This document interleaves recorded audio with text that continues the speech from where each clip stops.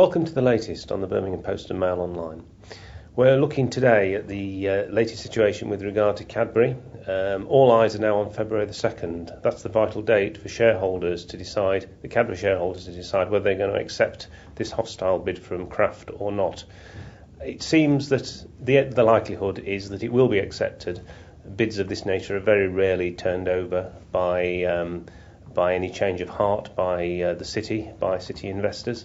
But nevertheless, Unite the Union are continuing their campaign to try to persuade the shareholders to ditch Kraft and keep Cadbury independent. Do you just want to tell us why the shop stewards are meeting today?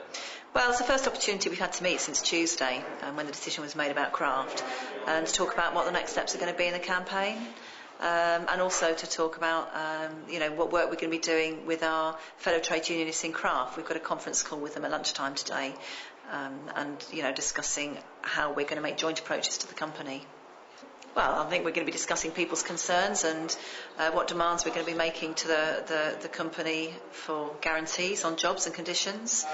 What you'd be expecting us to talk about, I guess. And in terms of the atmosphere and the feeling, of course, people are still very much in shock, but also very angry.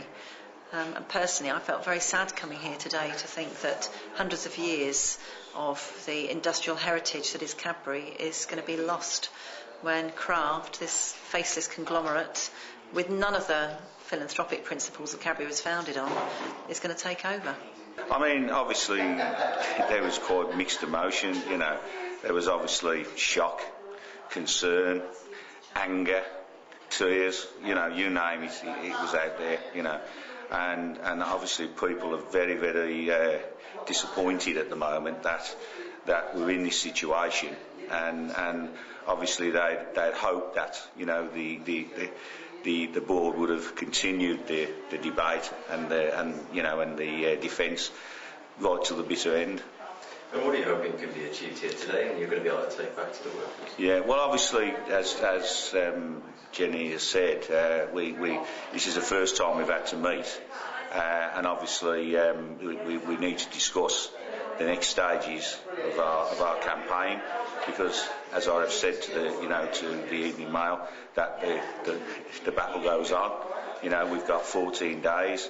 We know it's not a lot of time, but we believe that there's a window of chance that possibly we can make that difference and make things happen, and make the shareholders, the institutional shareholders, see the sense in staying with Cadbury for the benefits and profits that will be there in the future, and support our campaign and keep us independent.